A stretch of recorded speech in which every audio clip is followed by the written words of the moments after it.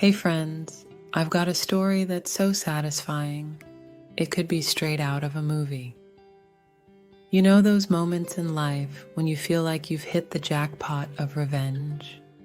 Well, this is one of those stories. Let me set the stage.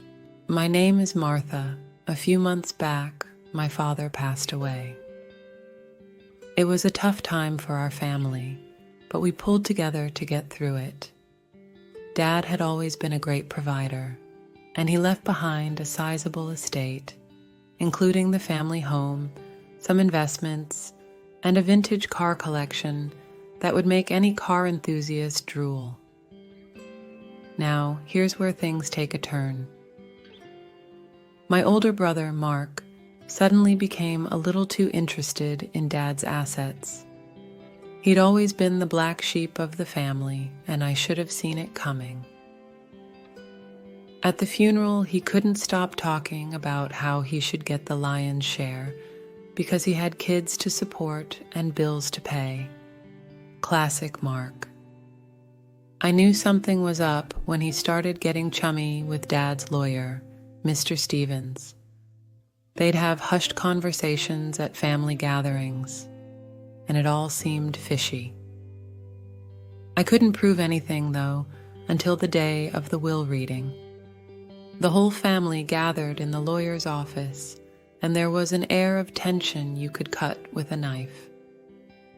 Mr. Stevens began to read the will, and as expected, Mark got the lion's share of the estate, including the family home. My heart sank as I thought he'd won. But then Mr. Stevens paused, looked over his glasses, and dropped the bombshell of the century. Dad's will stipulated that Mark would only get those assets if he agreed to one condition. He had to live in the family home for a year, without selling it or renting it out. If he failed to meet this condition, everything would be split equally among the rest of the family, me included. Mark's face turned a shade of crimson I didn't know existed. He spluttered, protested, and even tried to argue, but Mr. Stevens was firm. It was like something out of a legal drama. The rest of us couldn't believe our luck. So there you have it, friends. Mark's greed got the best of him, and now he's stuck in Dad's house, fuming while the rest of us get our fair share. I'm not one to revel in another's misfortune, but this time, karma delivered a dish that was too delicious to resist. Listen to my story to the end, and I'll spill the beans on how Mark's year in the family home is going. It's going to be a wild ride, and I can't wait to share it with you all. I couldn't help but smile as Mr. Stevens calmly closed the will, effectively sealing Mark's fate. It was poetic justice at its finest, and I savored the moment. Mark, on the other hand, was livid. His face turned an alarming shade of red, and he shot daggers at Mr. Stevens. "You can't be serious," Mark shouted, his voice a mixture of anger and disbelief. "This is insane, and it's not what Dad would have wanted." Mr. Stevens, ever the composed lawyer, simply shrugged. "I'm just here to execute your father's wishes, Mark.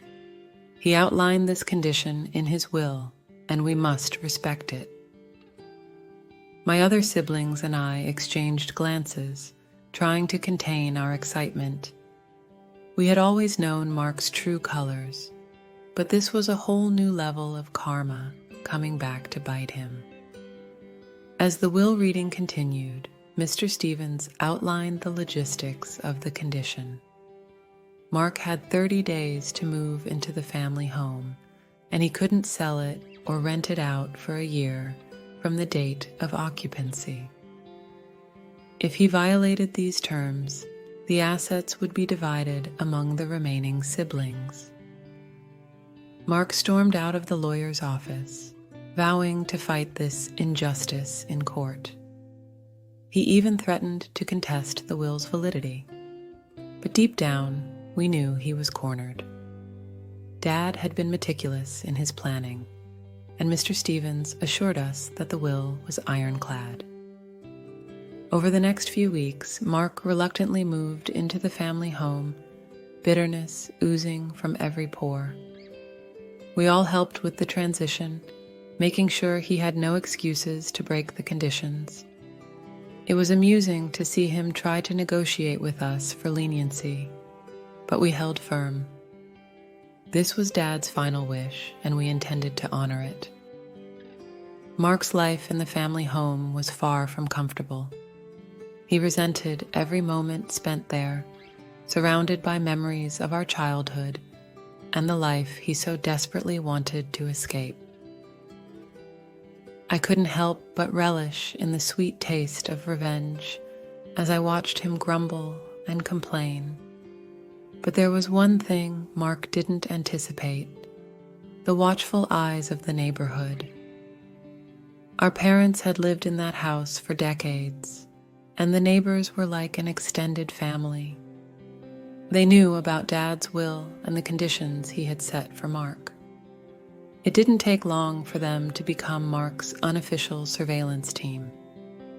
Every time he tried to bring in a realtor or put the house on the market, someone would anonymously tip us off. Mark's frustration grew with each failed attempt. It was as if the universe was conspiring against him. As the days turned into weeks, Mark's resolve began to waver. He realized that he was trapped in a situation of his own making, and no amount of tantrums or threats could change that.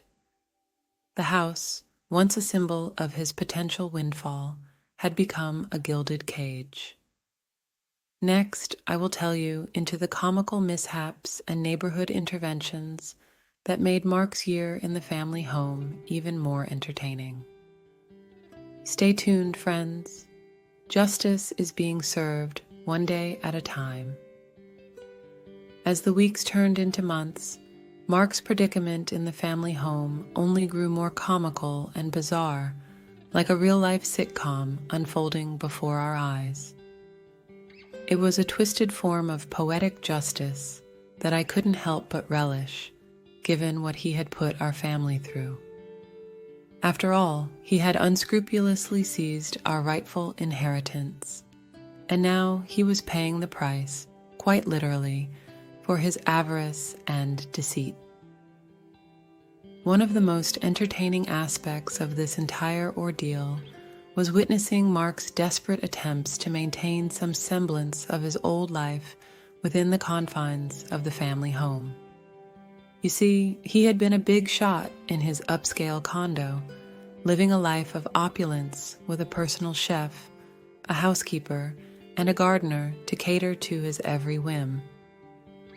However, in the family home, he had to fend for himself, and the results were nothing short of comedic brilliance.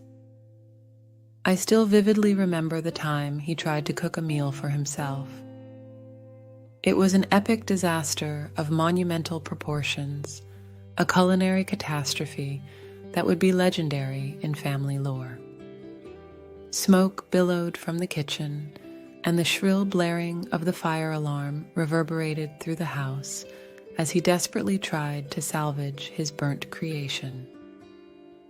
We, the rightful heirs who had suffered his greed, rushed over, fearing for the safety of the house.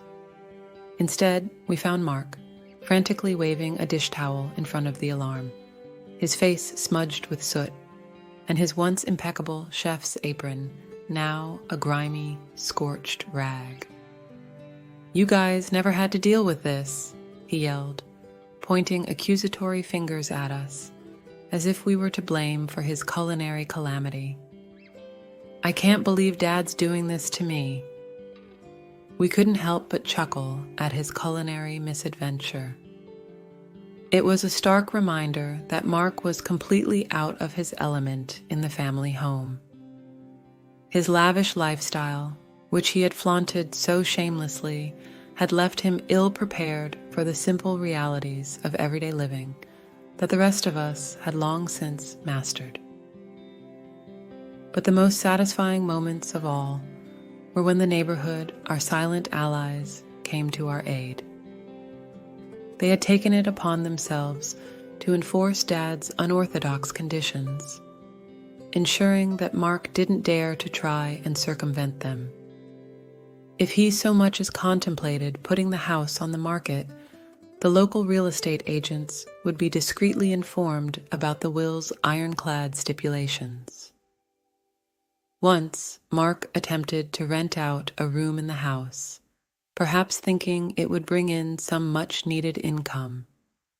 However, little did he know that one of the vigilant neighbors had assumed the role of a potential tenant, engaging in a charade that almost felt like an episode of a hidden camera prank show. At the very last moment, just as Mark was ready to seal the deal, the neighbor revealed the truth, leaving Mark flustered and fuming. His frustration knew no bounds, and we reveled in his exasperation. As the months dragged on, Mark's relationship with the neighborhood soured further. He had unwittingly become the pariah of the community, and people avoided him like the plague. His desperate attempts to garner sympathy from the very people he had once ignored or treated with disdain were met with icy indifference. It was poetic justice at its finest, a symphony of retribution conducted by the universe itself. Mark had grievously underestimated the power of unity within a close-knit neighborhood, and it had become his undoing. The collective strength of the community was a force to be reckoned with, and Mark was discovering this firsthand. But there was still one final twist in this tale of revenge, a revelation that left us all dumbfounded. Next, I will tell you how Mark's tumultuous year in the family home took an unexpected turn, shaking the very foundations of our family's legacy. Stay with me, friends, because this story is about to get even juicier. As the seasons changed and a year passed since Dad's funeral, the drama surrounding Mark's residency in the family home took an unexpected turn. It was as if fate had decided to add one final twist to this bizarre tale of revenge, and it left us all in a state of bewilderment. You see, despite the absurd conditions laid out in Dad's will, Mark had managed to hold on to the family home for an entire year. He had endured the comedic mishaps, the neighborhood's vigilant surveillance, and the utter isolation he had brought upon himself. But he was unyielding in his determination to cling to the house, convinced that he would outlast the stipulations of the will. However, Mark had overlooked a crucial detail, one that would prove to be his downfall.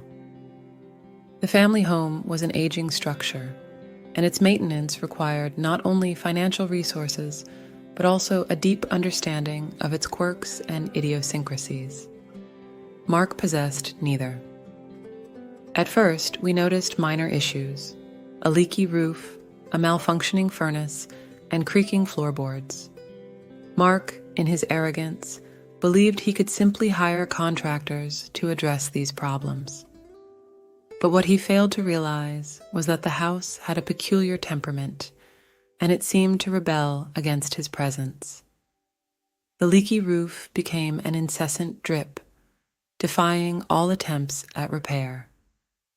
The furnace emitted eerie, discordant noises that kept Mark awake at night, and the creaking floorboards seemed to whisper haunting secrets. It was as if the house itself had joined the neighborhood in its silent revolt against its unwelcome occupant. Mark's frustration grew day by day. He hired a slew of contractors, each more bewildered than the last by the house's bizarre behavior. Plumbers scratched their heads as pipes seemed to change course at will. Electricians were confounded by switches that operated in reverse, and carpenters found themselves entangled in a maze of hidden passages behind walls. His financial resources began to dwindle as he poured money into futile attempts to tame the rebellious house. The neighborhood, well aware of his predicament, watched with a mixture of amusement and satisfaction. It was as if the house itself had become an active participant in our quest for revenge. Mark's sleepless nights and growing desperation were a source of dark amusement for us.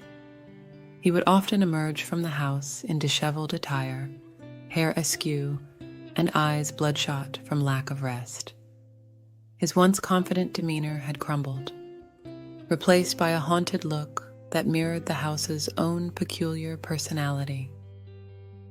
But it was during a stormy night that the house unleashed its most spectacular display of defiance. As thunder rumbled and rain lashed against the windows, Mark was jolted awake by a cacophony of crashing and banging. He stumbled through the darkened corridors, his flashlight barely penetrating the gloom. What he discovered was a scene straight out of a horror movie. Furniture levitated, seemingly of its own volition, and household objects danced through the air. The walls vibrated with an otherworldly energy, and the very foundation of the house trembled.